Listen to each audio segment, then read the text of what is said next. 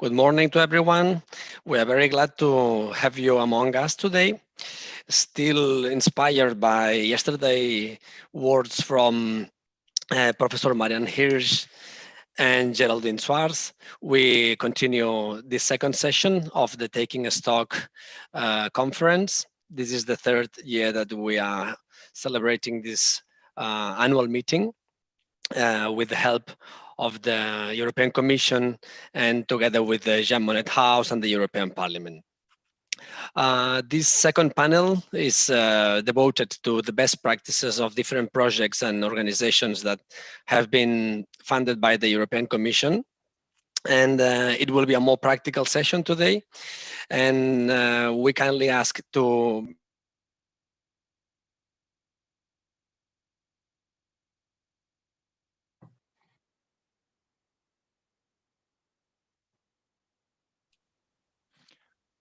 Uriel, we can hear you. Sorry. Did you hear me? Yes. Can you hear me now? Yes. Well, I was saying that we asked Mr. Gilles Pelayo, the head of UNED of the Europe for Citizens program at the EACEA agency, the Education, Audiovisual and Culture Executive Agency, to chair this panel. Thank you, Gilles. And he will be presenting this selection of different projects. We tried to select a broad geographical representation and also thematic of projects that have been funded by the European Commission in the field of remembrance. Gilles, thank you for accepting this chairing this panel, and the floor is yours now. Thanks to you, Oriol. Thanks to EUROM for making this event possible. We've got only one, let's say, good hour to go through the nice sample of projects that you have been selected. So you said it, Oriol, my introduction will be short. I'm the head of a unit in charge of the Europe for Citizens program at the European Commission, and we are the proud sponsors of the projects that will be presented here this morning. So we'll have a wide selection of projects, starting with a network, ENRS, the European Network Remembrance and Solidarity in Warsaw, Poland, that will present us two projects making memory alive. And Inbetween, Joanna Arlosch will be presented that to us first. Then we'll have a presentation by Smashing Times by Mary Moynihan of the exhibition on 1979, A People's Parliament, a very nice project that resonated with the European elections last year. Then we'll move to the project on active telling, active learning by UNED from Italy. Lorenzo and Nadia will present us this project focused on commemoration of one of the core events in modern European history, that is World War II. But they will present to us their angle, their very particular viewpoint on how to pass the memory of this event. We'll have also today a project called Migraid by UNED that will be presented by Luisa and Laura. A project that's very fun to me personally, focusing on the memory of the exiles and of migration, because we have all family that was a subject of migration and exile in Europe. We'll move afterwards to the project Observing Wall, that was let's say steered and coordinated by the museum in Slovenia, and Kaja Sirok will present to us this project. After that, we'll talk, of course, about the fourth issue of the EUROM magazine, which is the periodical produced by the network that has been organizing this event. So without further ado, let's start with you, Joanna. Could you tell us a bit more about your two projects, Making Memory Alive and Inbetween? The first one, as I understand it, is a networking, let's say, project.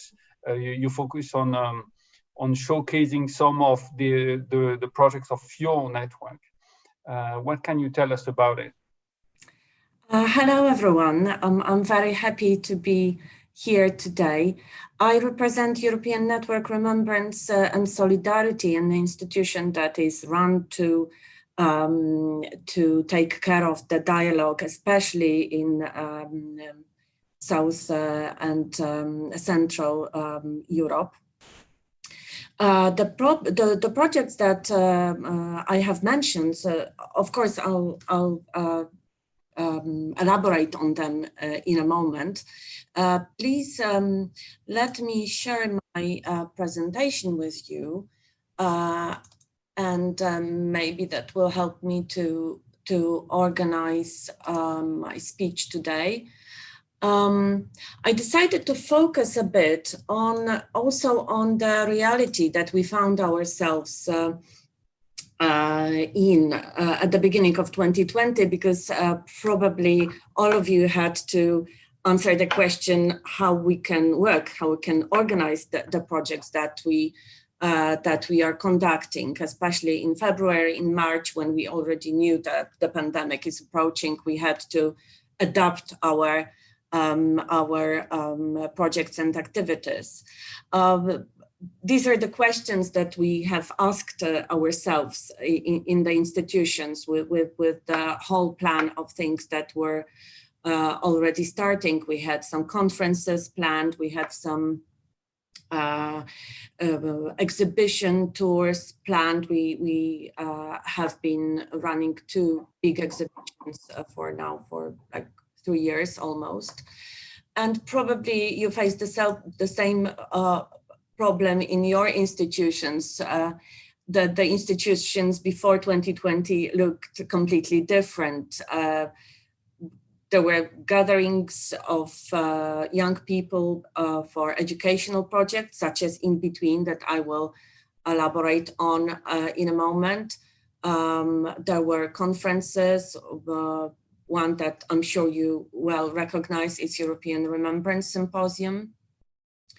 And the exhibitions, as I mentioned, we had the tour and study visits for the Inbetween projects prepared. And then we had to decide what to do, whether we can change Inbetween into a project that can be still run online, and how. Inbetween is based on study visits to different borderland regions, where groups of young people collect the stories, record films, talk to the witnesses of the past, and then produce material available throughout many platforms. In fact, because we have now developed a network of our partners. We decided that we can still engage in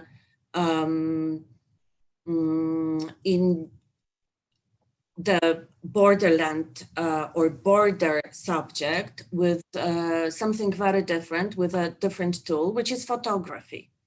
We had some experience from the previous year, from 2019, also with an Inbetween version via photography.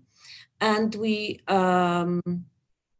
organized call for applications saying, look, we cannot go anywhere now, but maybe you can take your camera or take your telephone, go somewhere close to where you live, and think about these areas and places in the sense that you may find something interesting in reference to borders there, whether there will be the borders, the former historical borders, whether there will be borders that now, let's say, make it impossible to travel or move, or any other borders, internal borders that you can find. And we came when we came up with this idea, we sort of made the call for applications, and then 11 participants were finally chosen for the project. They participate in workshops, they had master classes, so each of them got really an individual feedback from their work. The outcome is very interesting. Well, this is how they worked, but that's probably nothing new in these times. And I'll shortly introduce you to two ideas that our participants had. One was connected with Anglo-Scottish border and the photography of this area. As you can see, 3 pictures and the descriptions, because the project had to contain pictures or a film and a text that would present the author's idea. It's quite interesting because when we think of a borderland, we sometimes think of something very different that just pure nature. That's why we found that this project very interesting. The other one was a bit different because it was a border between past and maybe more present times. The author took a picture that he transformed. This is the original picture from 91. This is the picture that was then edited to show a typical shop before the revolution of the year 89.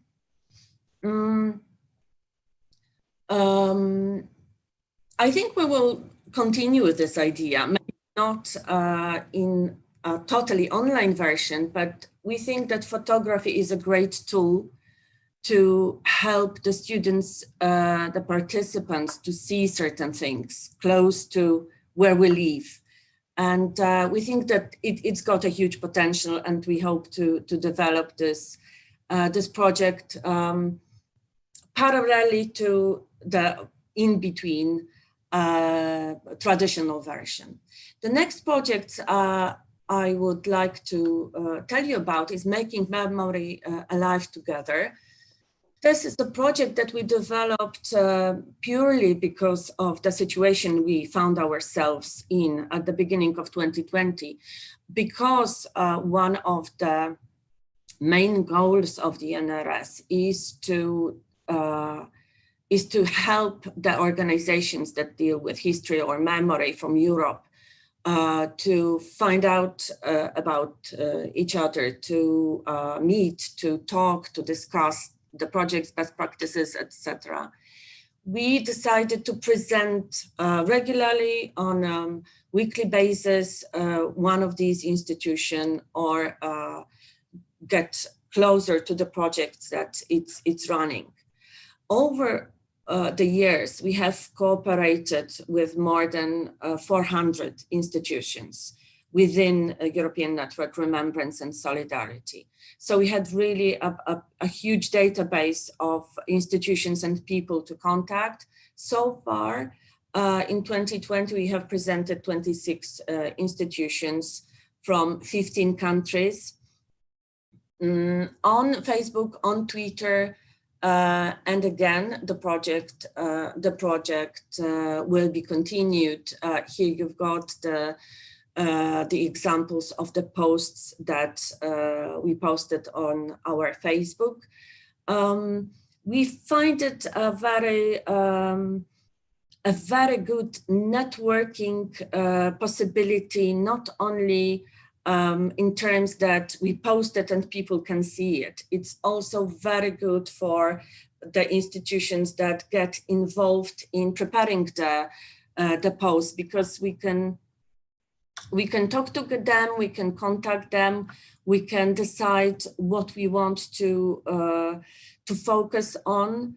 And then also, I hope it will be a good start for other cooperation when we can finally conduct our projects in the traditional way.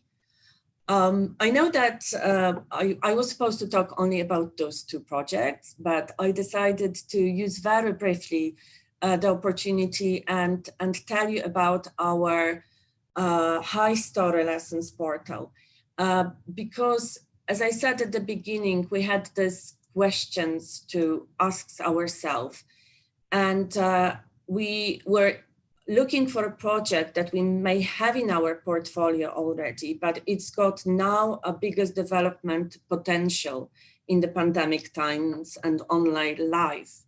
And we decided that the High Story Lesson, a platform for students, for teachers, is this kind of project, and we decided to really work on it during 2020. I highly recommend you to have a look at it, especially when you deal with students or teachers. It's got lots of knowledge on it already, infographics, text, animations, short films that help the students to learn about 20th century Europe. Last but not least, very briefly, one slide about a project that we have been now doing for some time with Euroclio, Events Foundation, and EU Screen.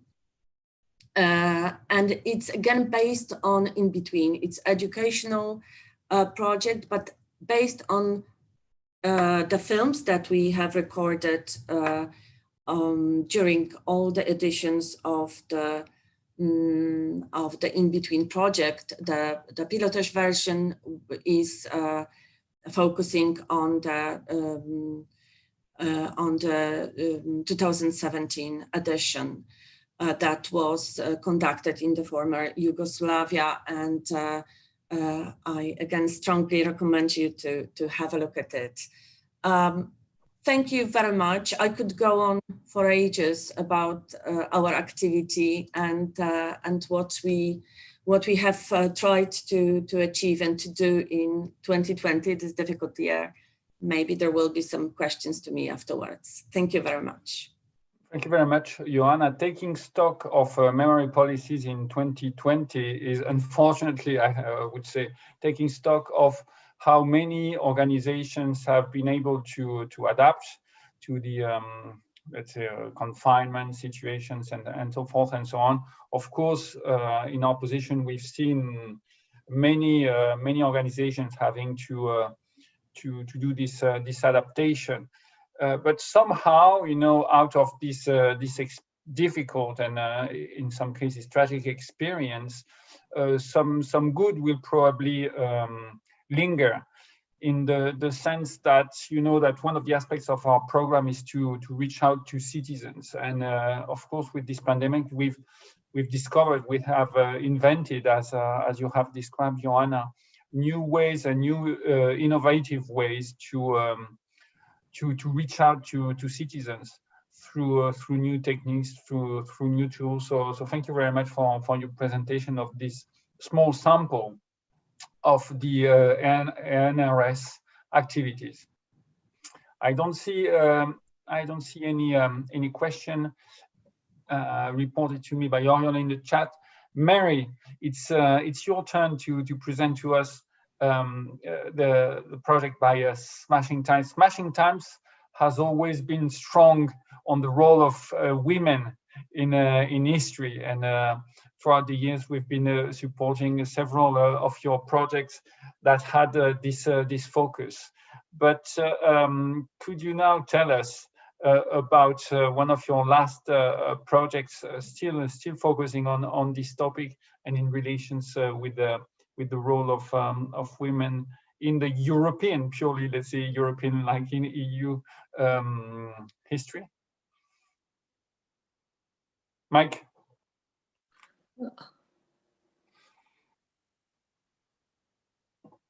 Can you hear me? Yep.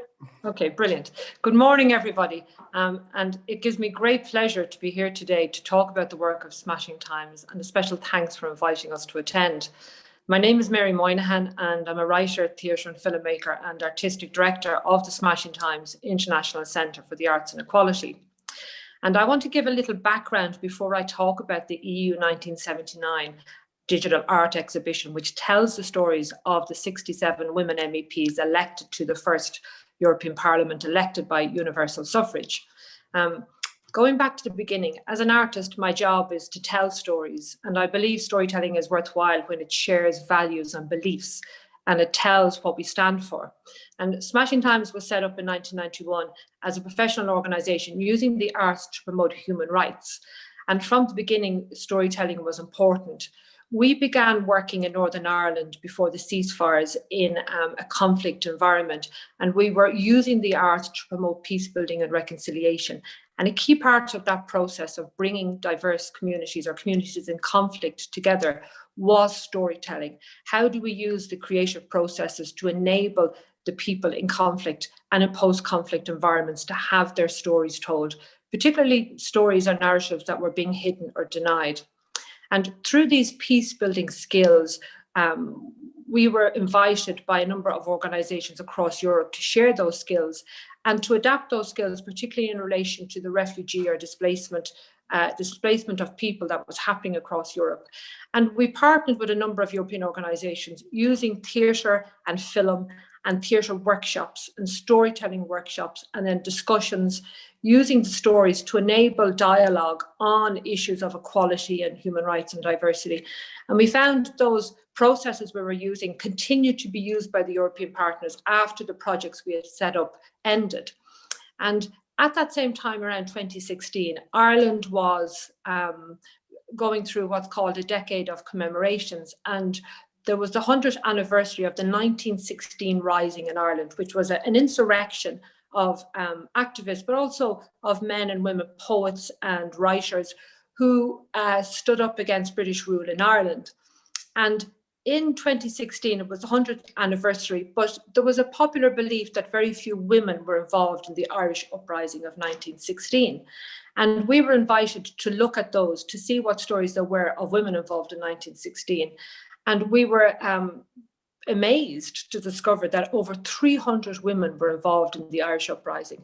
So basically, these were women's stories that had been effectively hidden in what is a masculinized version of history.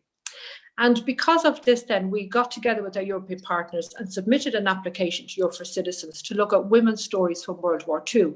Now, again, I thought Ireland was neutral during World War II, so there was we would find very few stories of women involved in Europe during the war. And again, we were wrong on this, because we were delighted to discover an array of stories of Irish people who, in many different ways, from humanitarian actions to involvement in active combat, joined together, went to countries across Europe, Irish people in Belgium, in Germany, in France, and in Poland, joined the resistance and joined with people from Europe in solidarity to stand up against totalitarianism and fascism.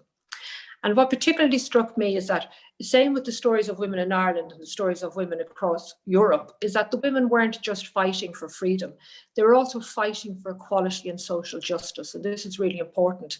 So there was this idea of people coming together in solidarity. And I found those stories very important. Why aren't we telling these stories of people who stand up against fascism and totalitarianism, and making these stories role models for young people today? And then, arising out of that, we heard about the story of Simone Veil, who became the first president of the European Parliament. And we decided to create the EU 1979, a People's Parliament, exhibition, which happened online. And the idea was to tell the stories of the 67 women who were involved actively in politics in the first European Parliament, which was elected by universal suffrage. And the exhibition has 4 galleries. So the galleries are to do with historical remembrance, where we tell about the founding of the EU, and particularly telling about the EU being founded to stand up against totalitarianism, to stop wars from happening, and to create solidarity in Europe, and particularly to look at the values that people like Simone Veil stand for, which are about freedom and are about democracy and are about equality. So we wanted to tell that side of the EU, because sometimes I feel people think the EU is to do with economic integration and to do with politics, where we need to tell this other side very clearly through these stories. And in the exhibition, we tell the biographies of the 67 amazing women are there, and their photographs. We also interview MEPs from today, and that was very interesting in the exhibition because, for example, we have a young MEP who talks about Kim van Sparentak, a young Dutch politician who speaks in a very inspiring way about the work she's doing in the EU around LGBTQI rights, around gender equality, around rights for minorities. And she mentioned Simone Veil as a role model and said it was very important that this feminist was standing up for women's rights. But unfortunately, has that continued? Has the EU continued? I believe they have continued to support gender equality, but more needs to be done to bring women and to bring people from diverse communities into the political structures, if you like, of the European Union. And this exhibition is available online. We have found that when we go into schools and communities, they don't know about these stories. And our experience is that the stories themselves, the stories of people, are what engage the young people. Sometimes the stories are dark, because they're coming out of war and oppression. But we find there's a joy that comes when people hear these stories. They connect to the stories because of the humanity in the stories and this idea of values and what we believe in. And there's a joy we have always found when we show the performances or tell the stories. And we think that we need to continue telling these stories in a way to pass on the values of what we stand for. And I would like to finish by saying that in war, there are no hierarchies, and we need to find a way to tell the stories of all the people who've been affected by conflict in Europe. Up to 16 million people died in World War II, and there are many stories that still have to be told. And I think that the arts are a very innovative way to tell these stories. And I'm going to finish hopefully with a short clip from it is from one of our projects called Artists Against Fascism, and it's to do with the German artist Kate the Kolwitz, who was a visual artist who became very successful, but was she refused to agree with the Nazis and what they stood for, and they threatened her life and they took away her art. And she lost her youngest son in the First World War. But Kate the Kolwitz used her work to express her resistance to oppression of working class people, but also her resistance to war. And out of her experiences, she talks about her growing commitment to pacifism. So I just have a short clip to finish, which shows the story of this particular artist from Germany, who for me was a pacifist. And I think telling these stories are important. So hopefully people can get a chance to come and visit our website and share these stories. And thank you very much for listening.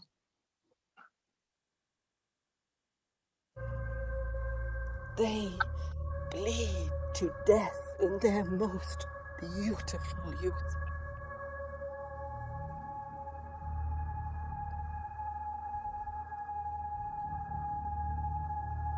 I live in darkness. I know now war is wrong.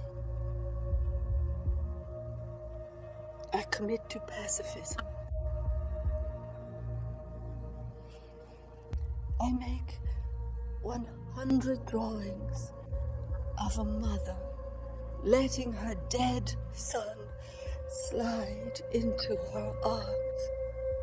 Yet I do not find him.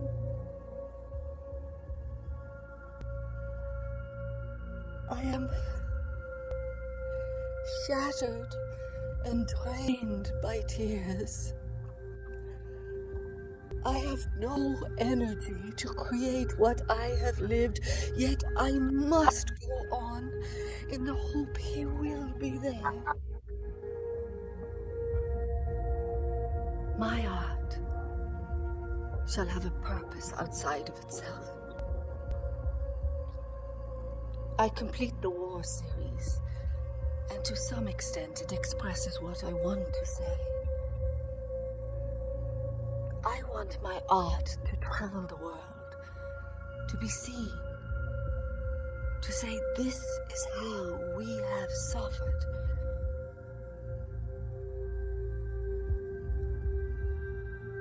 One day, there will be an end to war. Live for your country. Don't die for it. There are no sides, only you and I.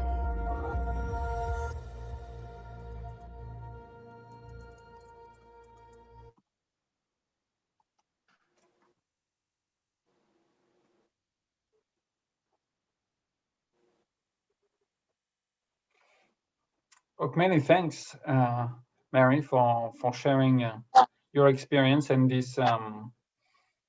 this video with us. I think your project illustrates quite well how art and culture and storytelling can be a powerful tool for transmission of stories, for the creation of role models, in particular among less represented parts of the society.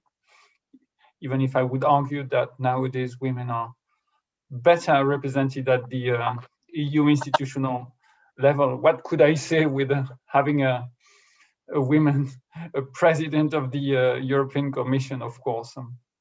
In a way, so thanks a lot, and congrats to Smashing Times. With the next project, in a way, I mean, they will tell us, but I would argue we continue with the same issue of transmission, in particular to the young generation. Lorenzo and Nadia are going to talk about the active telling, active learning project from UNED, Italy, and this project has this concept of human library that I'm sure they will elaborate on. On to you, Lorenzo and Nadia. Okay, can you hear me? Yes. With the mask? Okay. So first of all, thank you for the invitation to this event, and please forgive us if we are a bit emotional to speak to this event, because it's our first time, and it's also very difficult to speak after such a beautiful and interesting presentation like the one of Mary and the one before, but we will try as well. So we will help us with a little PowerPoint presentation that we hope will make it clear. So no, try with desktop. Okay, just a second. So okay, can you see the screen? Perfectly. Okay. So, as also Gilles was telling, this project is called Active Telling, Active Learning, and is a project that aims at actively sensitizing younger generation to this very important event for the European history, the World War II. And sorry, okay. So the aim of the project, like the target of the project, were first of all younger generation. Why do we choose to address younger generation? Because are the ones who hadn't experienced, who didn't experience directly or even indirectly, maybe through tales of their parents, because they're too young, these events. of European World War II. And we wanted to show to the younger generation how this event has affected all the countries of Europe, and in a certain ways united us. And through this narration, the aim was to increase the sense of belonging to European Union, which in a certain sense we can say was born out of World War II, with the main aim of not repeating this tragic event. Okay, where was the project carried out? The countries involved were 5, with 1 organizations per country. So the countries were Croatia, Italy, Poland, Romania, and Slovenia. UNED, the Italian partner, was also the project leader, was in charge to coordinate all the activities, and in charge of the dissemination part, most of the dissemination activities. So the idea of involving such many countries was to look at this event as World War II from different angles, different perspectives, and to show how it affected people in different ways. Can go on. As also Gilles was anticipating, the key method was this human library. Human library is a very effective method to involve people and spread testimonies through the direct narrations. Because how human library works. Basically, we have 2 subjects. We have people who are living books on one side. These people can be, for example, direct witnesses of the tragic events of World War II, or can be direct witnesses, for example, sons and daughters of these people. And in our project, readers of this book were students from schools, mostly from upper secondary schools. So in those events, the witnesses or indirect witnesses were turned into living books, and students could choose between those books that were standing in those spaces and read the book they chose from the catalog. This reading was a very interactive action, because readers didn't simply tell their story to students who gathered with this book in a small group. But it was more a peer-to-peer conversation. So there was an interaction, and that interaction, we think, helped students to live more deeply the events told by the book, and not, for example, reading them on like an actual book, but on a human book.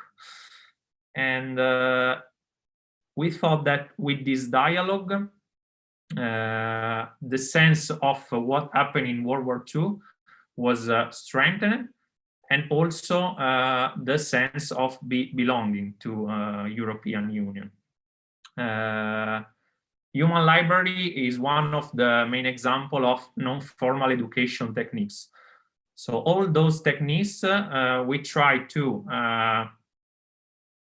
like teach or pass context, skills to other people, not in a formal context. So, for example, with peer-to-peer conversation, with interactive activities and stuff like that. In the next slide, you can see some pictures from the various events held through Europe. You can see the small groups. Of course, the older people are the living books, and the other are the students who interacts with living books. The second technique, we can say, human library was the main technique used in this project. The second technique we used was this urban tracking. So urban tracking was a public event open to all the citizens, while human library was only open to schools. This helped to give the project greater visibility. The idea was to visit symbolic places related to World War II, but under a different lens, because sometimes we walk through our cities and we are full of monuments and old buildings, which maybe we don't know the story of them. And so the idea was to show how these monuments, buildings, our cities are deeply connected to this event. For example, in Italy, here in Bologna, where UNED is based, we organized the urban tracking to discover or rediscover places like partisans' monuments, or, for example, places where fights between partisans and fascists or Nazists took part. Here Nadia is showing the booklet, the leaflet we used to spread the information about this urban tracking. And yeah, so that's the idea of urban tracking, to see our cities under a new lens, more connected to World War II. Here you can see different pictures from urban tracking. Unfortunately, in Romania, I think, they had to have an online urban tracking because they had some problems, so they couldn't have an actual city tour, but they had a virtual city tour, but they managed anyway to do the event. Here, like we just gave you a timeline of the project that basically lasted 1 year. It started in January 2019 with the training of trainers. So it was like a workshop held in Croatia, where we talk about non-formal education techniques and also about gamification techniques. So all those techniques aim at building and organizing different activities as if they were games, so to make them more effective. And we will see that these techniques was used through in urban tracking. Then the main event were the human library events held in all the 5 countries. After this event, there was the production of video books, because besides beyond living books, we also recorded some testimonies of these video books speaking in front of the camera, and we uploaded them on our YouTube channel. We will show it. We will show you later. There was the production of a digital handbook on these human library events, because we wanted to share the best and the good and bad practices that emerged from this, like the deployment of this event. Then we have the urban tracking events, and the final meeting in Bologna to close, let's say, the project. And and with this, also the dissemination events held in every country. Now, since today the focus is on dissemination, we wanted to spend a couple of minutes on dissemination. We will focus on our dissemination part. We will not see today the events organized in the other countries. So the first event, a very important event, was the final meeting held in Bologna, which, as we said, closed the project. All the partners were invited, and basically we present the results of the project, and also we had some final and more interactive activities where people who attended the meeting, the conference, could speak again with the living books who came to the meeting. Then another dissemination activity, as we said, was the creation of these video books, which are available on our YouTube channel. You can also go. Our channel is this UNED NGO, and inside of it you can find the playlist Active Telling, Active Learning, and you have all the testimonies from the living book, not only from Italy but also from all the other countries. Then, of course, as part of the project, dissemination activities involved the creation of a Facebook page.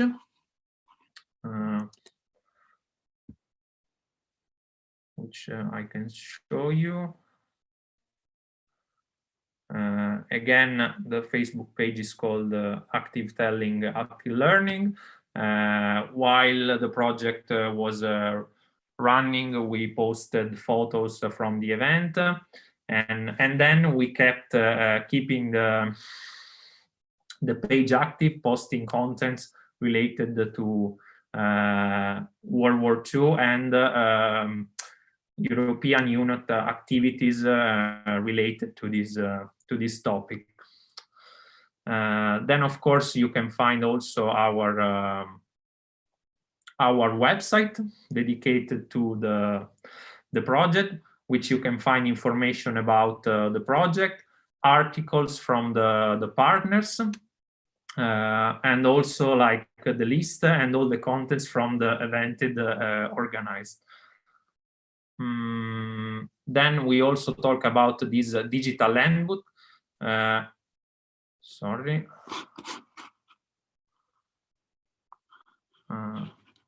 Okay. Was like focused on good and bad practices of the human library, how to organize this human library. This human library we will show you is available. You can have a look at it. And so we were also asked to share some good practices about dissemination activities. So like we chose 3 of them, and sorry. Okay, so 3 good practices of dissemination. The first one is related to gamification. As we said, gamification is a way to organize activities such they were games, so to make them more involving, interesting, and to like raise the participation. We have the proof of it in Poland, where Mode Association organized urban trekking as it was an hunting treasure hunting, and this project registered a very high number of participants. Another good dissemination practice was like the involvement in the final meeting of local institutions such our region, Emilia-Romagna, and the Europe Direct of the region, which helped to give a greater visibility to this event. Also, the fact that how it was organized, so a mixture of frontal activities and more informal activities, such interaction between people, helped it to make it more participated.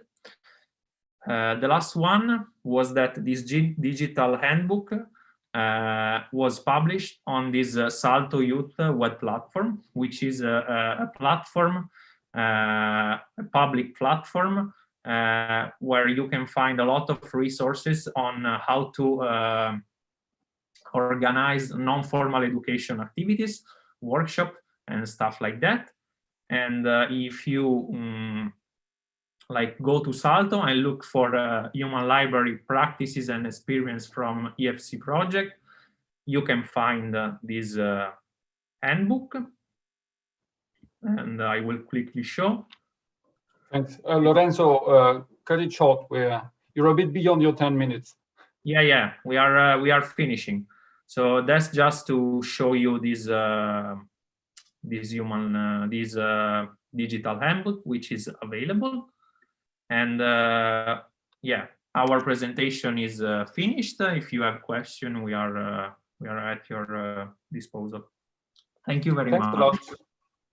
Thanks a lot for showing the good dissemination practices. Your presentation is also a vivid reminder that direct contact with the people and the places is irreplaceable, of course, which is a bit difficult nowadays. But at the same time, you also showed that, you know, with a comprehensive project, you have different dissemination techniques that can adapt to the ongoing situation. So thank you. On to Luisa and Laura to talk to us about that project on the history of the humanitarian movement, so to speak, in Europe.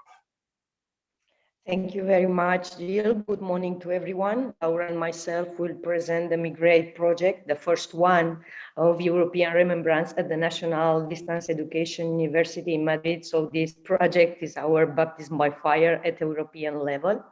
Laura will share the screen and I will make the presentation.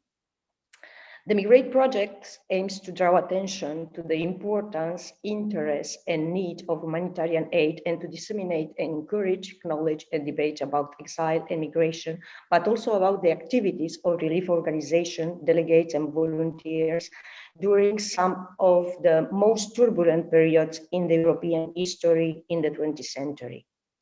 This recent European past, in which the solidarity efforts of these organizations allowed for the rescue and survival of groups of civilian populations in dark times, especially the most vulnerable groups such as children, women, and old persons, makes us to reflect on the present, which is also marked by conflicts, disasters, violence, hunger, and persecutions that force population movements and their survival in very difficult contexts. To all this, we must add the pandemic caused by COVID, which is confronting us with new situations that, once again, have a greater impact on the most vulnerable and helpless people. This project, Migraid, was born within a group of researchers from the UNED based on the experience and previous scientific knowledge acquired in large national projects. So our main objective is to disseminate this knowledge to a wider audience, but especially to younger generations through different activities. In collaboration with our main partner, EUROM, and partners from different European countries, this project is focused on several activities. The kickoff meeting developed in Barcelona during the last year in November, but one of the main activities of Migraid is the International Congress on humanitarian aid to the civilian population in Europe at war from 1914 to 1949. Through roundtables and thematic conferences, the Congress focuses on the different types of relief assistance provided to the civilian population during the First World War, the interwar period, the Spanish Civil War, and the Second World War, and also the post-war period, epochs characterized by human loss, massive destruction, hardship, displacement, famine, internment, deportation, forced labor, genocide, and the extermination of populations. Also, by the diversification and the development of humanitarian aid carried out on the ground by relief organizations and their volunteers. Another activity to improve the dissemination results of the project is the traveling and virtual exhibition in different languages about women and children in Europe in war from 1940 to 1947. Structured in 3 parts, each one with 5 panels with text and photographies as witness of that time and other illustration. The first part reflects the childhood in the European wars. The second one, the woman commitment and the transnational humanitarian aid. And the third one, entitled From the History to the Memory, Facts, Silences and Rehabilitation, with 5 illustrative and explanatory panels on different museums, memorials, and foundations, actually the European partners of the Migraid project. The exhibition is planned on a large scale from a thematic and chronological perspective. It covers the major conflicts that devastated our Europe in the first half of the 20th century, such as the First World War, the Spanish Civil War, and the Second World War, as well as the respective post-war periods. Although it is an important tool for the dissemination of the past, this activity has an inherent bias, since it is impossible to cover in one exhibition all the realities of the time and all the categories of victims of war. For this reason, we have developed a new activity, is the Plan B of our project, and is a publication of a catalog of exhibition that includes the extensive panels of the exhibition, which will be complemented by scientific tests written by experts on different topics of the exhibition for a wider audience. During the project, we planned also some transnational workshops. The main goal of these workshops is sharing knowledge about the main issues of the project, migration and humanitarian aid. But at the same time, these meetings will set the development of an overview of politics of memory about these topics, memorials, civil society initiatives, educational policy, and so on. The participation in these workshops involve all the partner institutions, but just a few cities will organize the 3 academic meetings. So the Fondazione Fossoli, the Mémorial des Yeux, and Guernica Peace Museum will host these workshops. The 4th activity of the project is the humanitarian aid and neutrality as part of the European Night of Researchers, activity that was developed during the last months. It is based on a specific episode that happened during the Second World War, the visit of the delegation of International Committee of the Red Cross to Terezin Ghetto in June 1944. The episode aroused enough controversy to generate an enriching debate on the role of humanitarian aid in Europe during the wars and during the European reconstruction. This activity has taken place in 2 phases. First, through a training program for school children, search for information, knowledge of the historical context, knowledge of the main objectives, working programs, and principles of the humanitarian aid. Second, through the school debate competition on this subject. Our target group was schoolers from 15 to 17 years old from schools in Madrid, Toledo, Alicante, and Almería, about 70 people, divided into 60 teams. This activity allowed these young people to research, to reflect, and to build their own solid on the principle of neutrality, and the paper of that humanitarian aid organization played in wars and in post-war reconstruction by saving children, considered as the future and reserve of Europe. The fifth activity of the project is the development of a didactic educational pack. On the one hand, this educational tool takes to reference the figure of Helga Hoshkova-Weishova, her drawings and her diary. Drawn, what you see, were the words that Helga heard from her father when she arrived at Terezin ghetto, where she was deported with her family in 1942. On the other hand, another box of this didactic suitcase is the pedagogical work of Friedel Dieker Brandeis, a female artist deported to the Terezin ghetto between 1943 and 1944. Whether through the learning of different techniques or free drawings as a means of expression, the art classes she gave to children in the ghetto allowed the conservation of an important collection of children's drawing that constitute a historical document of great value for the purpose of this activity. Right now, the workshops are in development. And finally, Migraid provides also a multilingual website with the results of the project and this activity in virtual format in order to make accessible it to everyone in Europe. The website also will reproduce a virtual map that places different memorial spaces in connection with the humanitarian aid during the European wars in the first part of the 20th century. Given the actual difficulties and risks created by the sanitary situation in Europe, we decided to carry out activities in virtual format, online via Zoom or Teams, and broadcast on YouTube, and also, if possible, in semi-presential way in the case of international congress and in the inauguration of the traveling exhibition. The dissemination of all activities is made through the channels of Migraid, of UNED, through social networks, and of course with the collaboration of all the partners and local and national institutions for a greater visibility of our project. Thank you very much.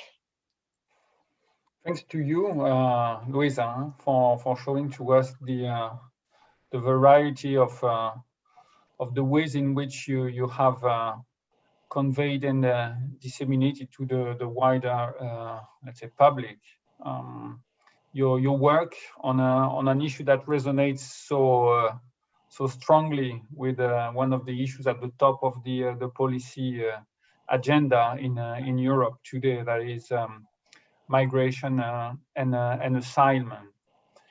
Moving on to Kaya with a no less vivid political issues in today's Europe, that is the walls that have fallen, and the walls, some of the walls that are built again, which is quite ironical to a topic as we are all, or many of us, confined between walls. So Kaya, please tell us about your project, Observing Walls. Yeah, thank you so much. I will just share my screen. Okay. Yes. So I'm going to present a project that was going on in 2018 and it finished this year. So it's a project about, of course, borders and walls. It started with the idea that it's really very difficult, okay, till this year because of the COVID situation, but of course, I think it's really very difficult to explain to the younger generations what life with borders was like. We have become so used to travel without restrictions that's easy to forget what life was decades ago, when you had to wait hours for border controls, where people movements was restricted by regulations and also by physical obstacles. And to perceive your own hometown, I am from a border hometown, so if you perceive your own hometown as a place of restriction, a place of physical division, where life on the other side flows completely differently. When people just, let's say, 2 kilometers from your house perceive you as the other, these are not trivial matters. Borders are places of differentiation, of difference, of seldom make for stories with happy endings, but nonetheless, stories about wars and divided cities are not uncommon.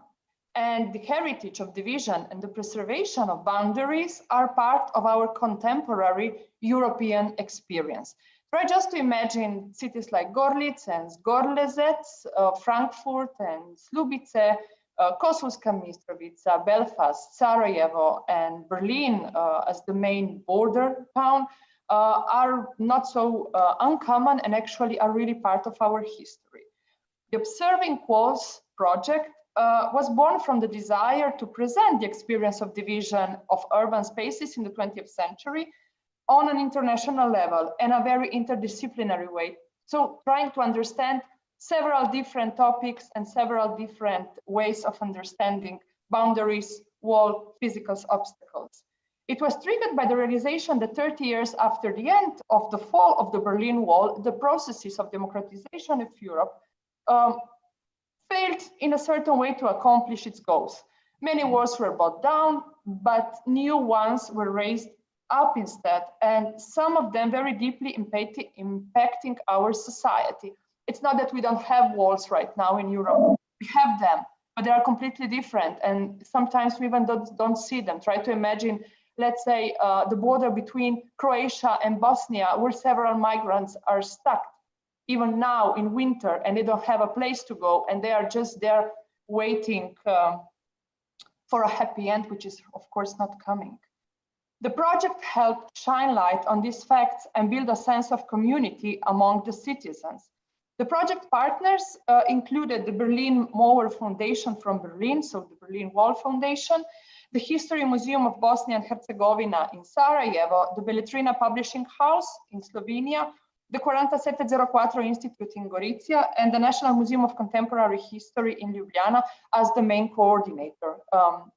I work in the National Museum of Contemporary History, and I'm one of the writers of the project. And actually, I'm going now to show you what is about the project.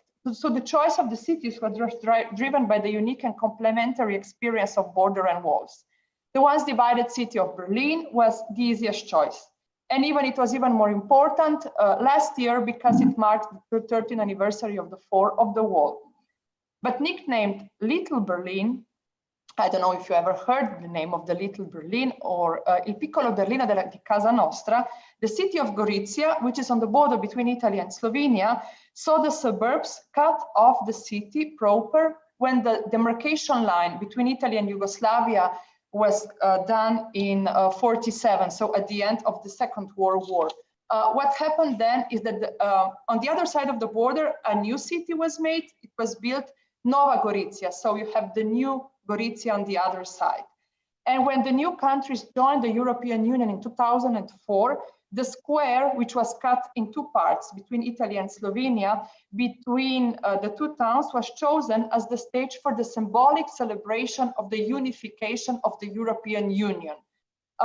Titles such as the Europe Last Wall Has Fallen propose the narratives of the new Europe, pacified and unified. I don't know how much you remember the titles of May 2004, but it was like, now we have a new Europe. It's a Europe of hope. It's a Europe without border.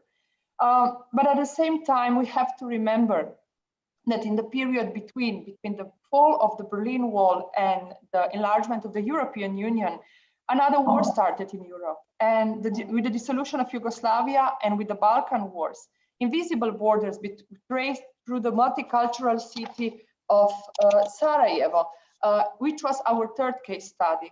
So from the Dayton Agreement in '95 and persisting to this very day, invisible boundaries are shaping the citizens' understanding of their freedom, identity, and democracy. We aim to collect memories about the divided cities. We started with the cities of Berlin, Gorizia, Nova Gorica, and Sarajevo, but our idea was even to start to discuss other cities which experience borders and boundaries. And we were especially interested in individual memories and the preservation of family stories, emphasizing the experience of borders in cities and their effects on interpersonal relations in these same cities today.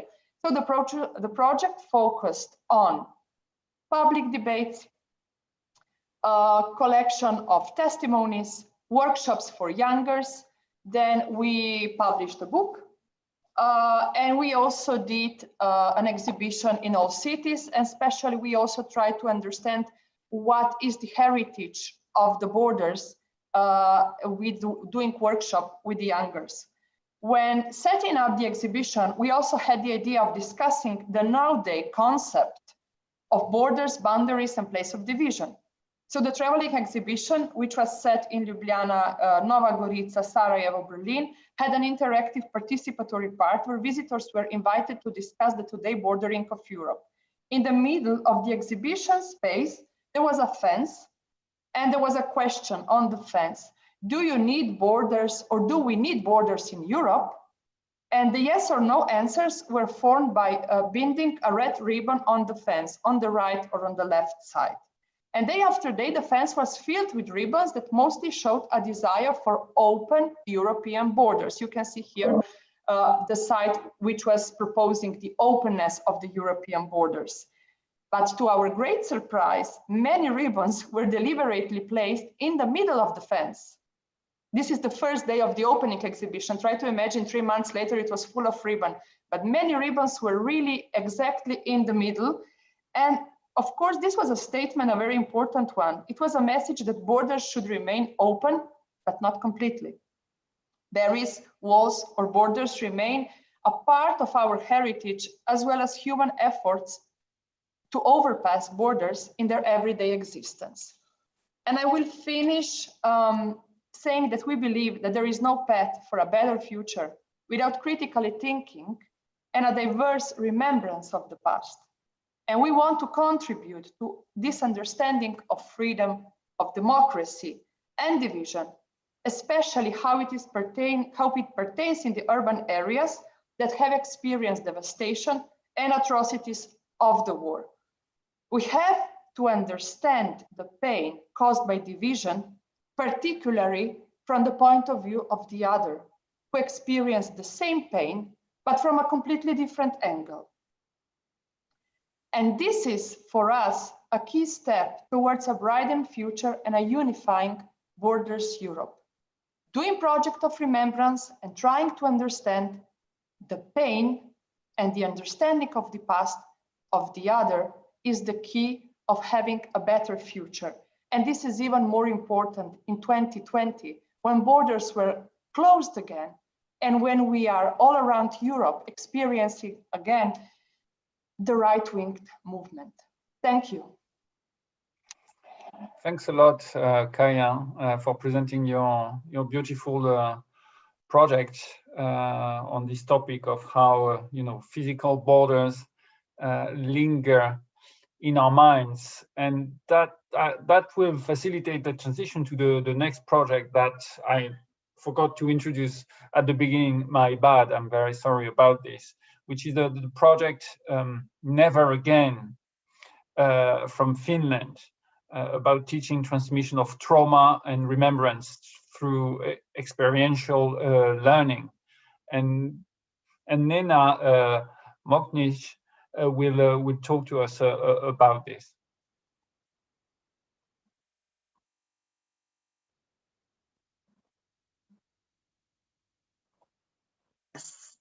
Okay, so I guess you can hear me right now, right?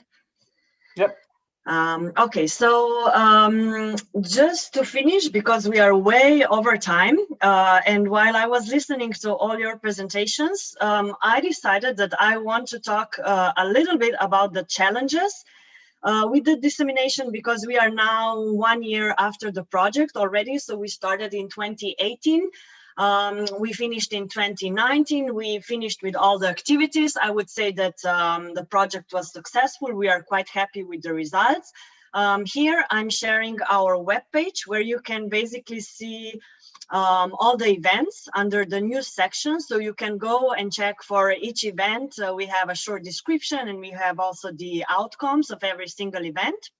And then you can also see the other products that we made, particularly the video game that was developed by a Polish partner. And since we launched it last year, it has been downloaded already more than 1,300 times, which I think it's a huge success.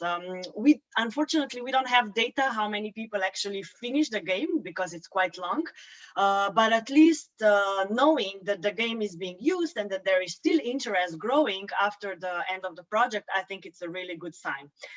So just very briefly about the Again Never Again project. I am a university lecturer, so my main interest when we started this project was to invite participants, to invite collaborations outside of the campus, because European universities are still very rigid when it comes to learning processes. We still, from our point of view, from University of Turku and Selma, which coordinated this project, we believe that learning should expand beyond university. So in this way, we try to establish partnerships where every university member work together with an NGO or a civil society organization or group. So in this way, we could actually encourage dual mutual learning. So we organized 12 events. Altogether, we were 7 partners from Italy, Romania, Germany, Lithuania, Poland, Bosnia-Herzegovina, Denmark, and Finland as the leading partner. So we wanted to really grasp kind of different parts of Europe, so from north to south, west to east, to also see how far we are with introducing experiential learning practices at the university level of education. So as far as I'm familiar, also working quite a lot with EuroClio, primary and secondary school history education is quite interactive. There's lots of different activities. There's also lots of professional discussions on how to push forward from the basic lecturing to make history education more interactive. But at university level, we are still, as I said, very, very rigid. The education is very traditional, usually not engaging on or inviting people outside of the campus. So we wanted to explore what kind of methods we can bring from other sectors and then use them at university level to teach history and to teach specifically so-called difficult history. So which is, I believe, 90% of the history. So to teach about the trauma and particularly how to affect or how to kind of try to prevent the trauma transmission. So the transmission of collective traumas that still exist in Europe to the further generation, to also prevent the identity-based violence, so racism, Islamophobia, xenophobia, and so on. So as I said, we had 12 local events, and then we had a huge international event, so symposium, which I believe was an extremely successful event, particularly because we really managed to bring together practitioners, so NGO workers, artists, and university professors, which I think is still very hard. And it was also quite challenging to actually prepare a program that would be interesting for all these different disciplines.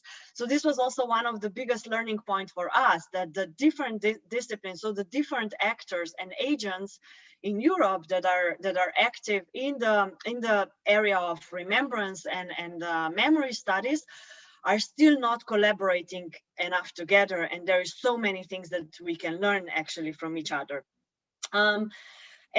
So these events were kind of a combination of digital, online, and physical activities. And as I said, that I want to talk a little bit more about the challenges that occurred, and also to maybe spark a discussion among us how to overcome this. It's interesting that we started this project just before the pandemic, and we wanted to talk about the experiential learning, so learning by doing.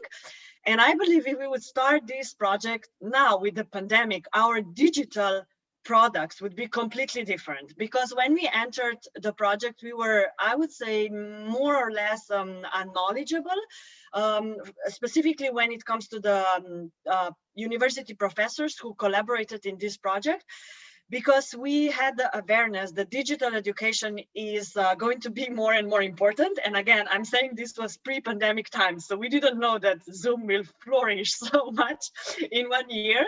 But we had this awareness that there is more and more need for the online education, and that there is actually lack of training for educators and for teachers to learn how to teach online. So when we started to develop different online tools, I would say that the biggest challenge, or if I'm reflecting now back, also the biggest learning point that we had was that we work today in 2 different generations. So if you are familiar with the term of digital natives and digital immigrants, so most of us, teachers and professors, are digital immigrants, which means that we were born and raised into generations where digital technology was still like, you know, we learn as we go.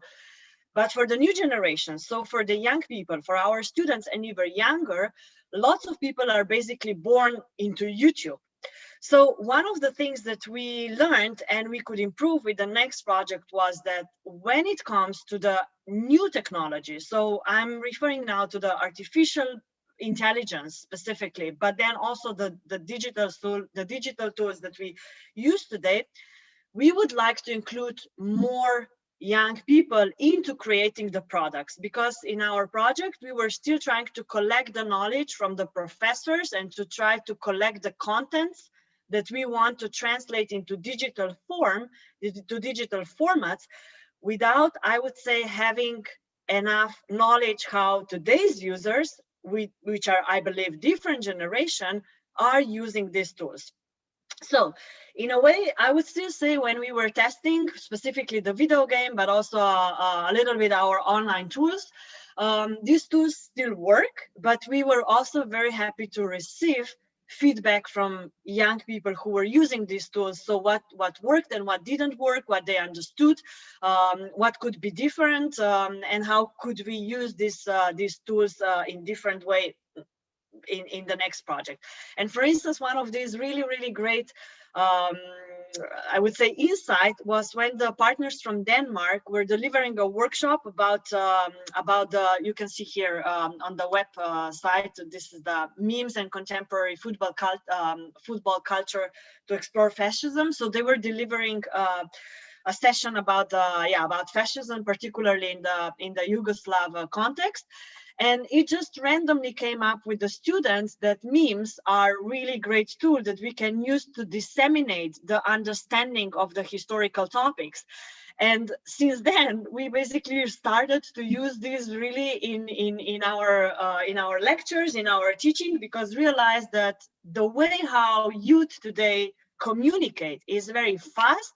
They do not have patience to go through the 300 pages of history books, which I'm not, justifying that we shouldn't do. I just think that we should maybe listen to what kind of tools work with them. So just recently, I delivered actually another session using memes in history education, and this is really a very, very useful tool for working with students, but also I would say younger generations.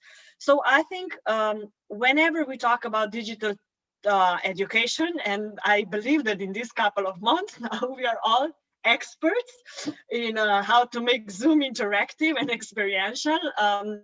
But yeah, having this project before, I think this was really important to learn that understanding that our generation is still learning and using digital tools in different way, and that perhaps we should think more how to include young people when it comes to digital and online remembrance or memory projects. So this is one thing. And another thing that I would like to expose as a challenge when it comes to dissemination, or something that we learned, was the question of interdisciplinarity. So the Remembrance program is a great program which really emphasizes collaboration between different stakeholders and between different agents. which more or less works.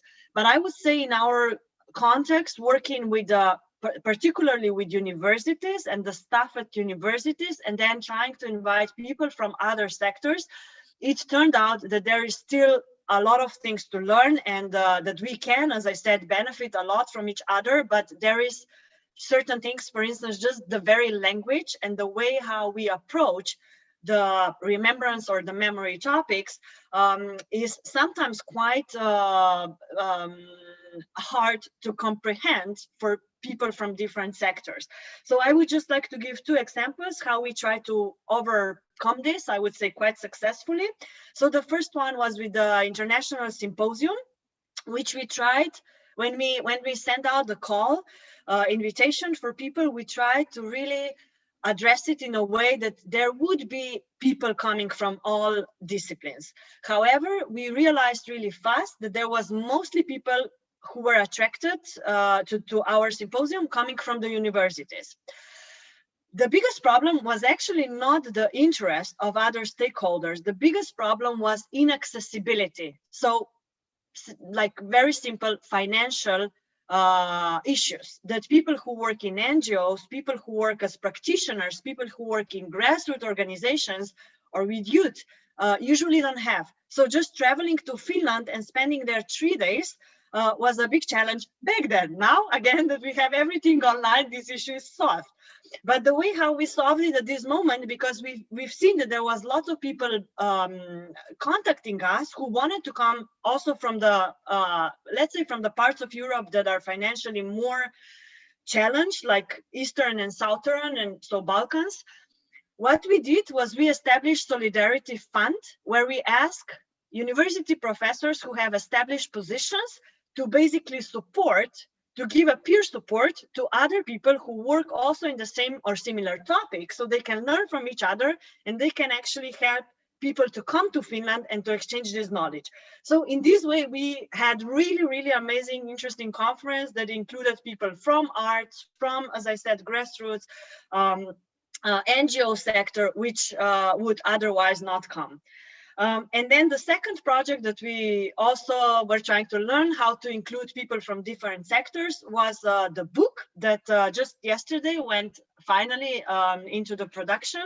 And it's going to be published with Routledge, which I believe is great because we can really disseminate it worldwide.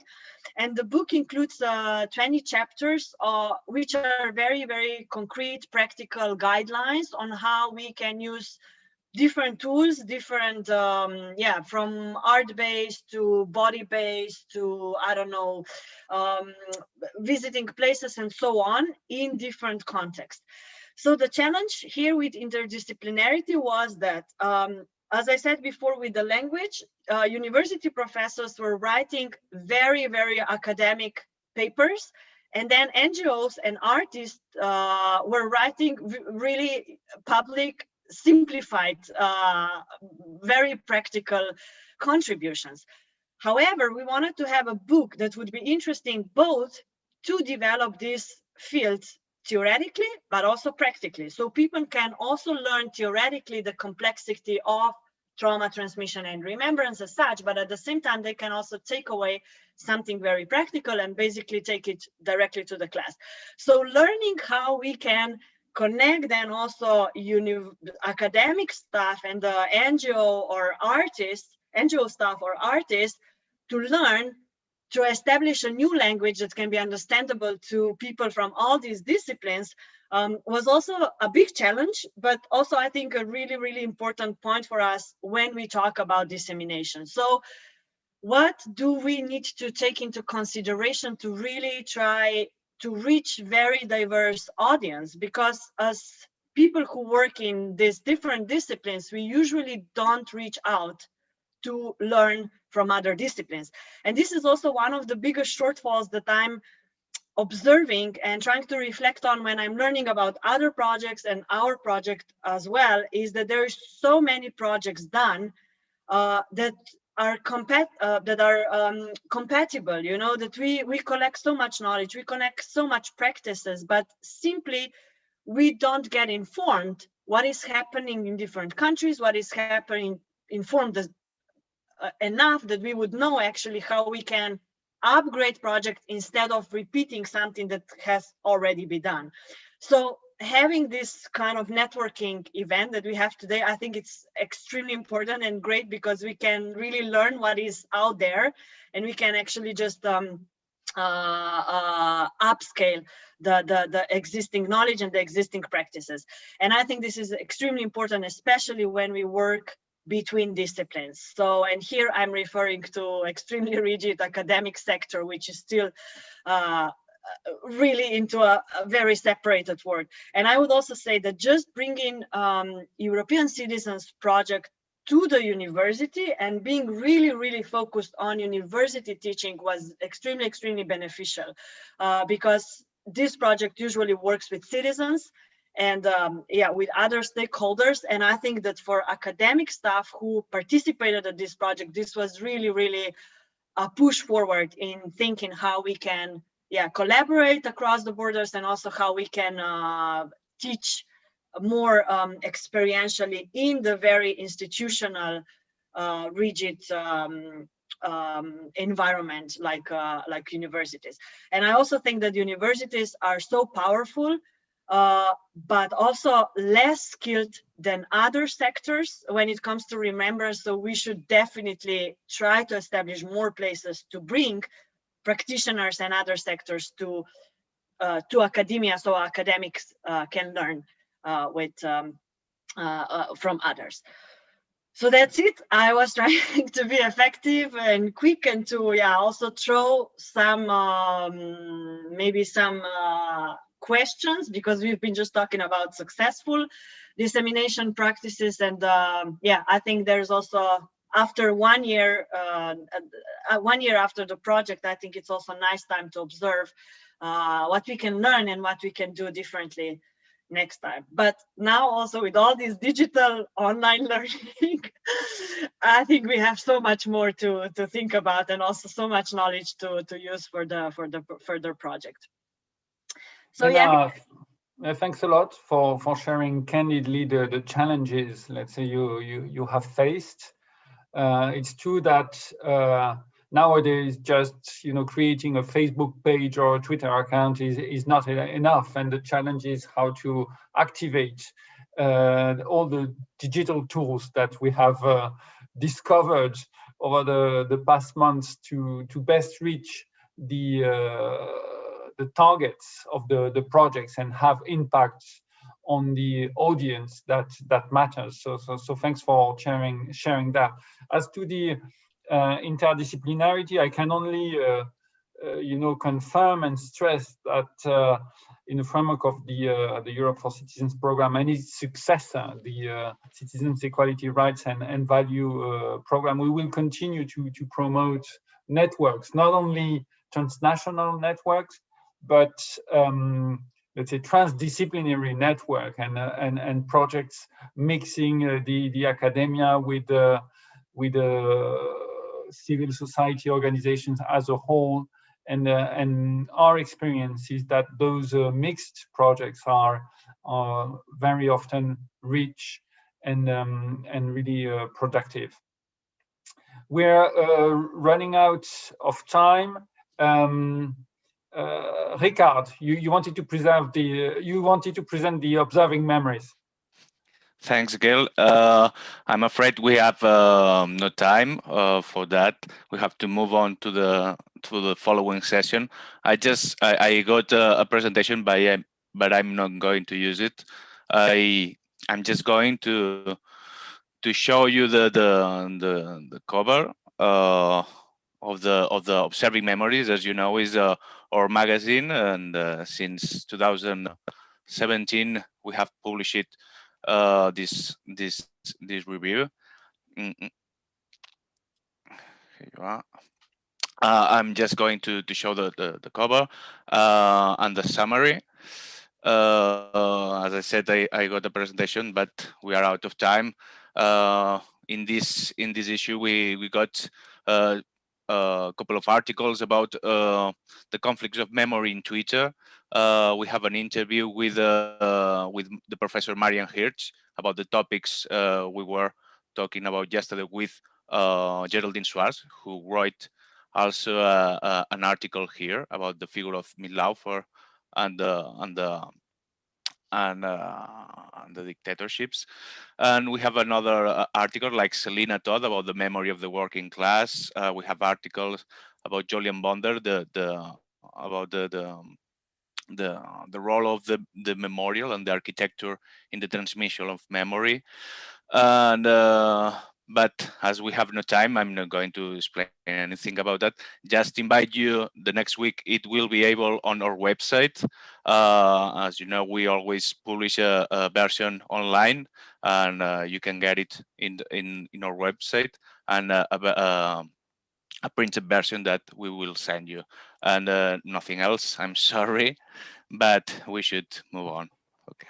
Thank you very much, Ricard. That was, in any case, a nice teaser and an invitation to discover the actual review when it's made available online in the coming days.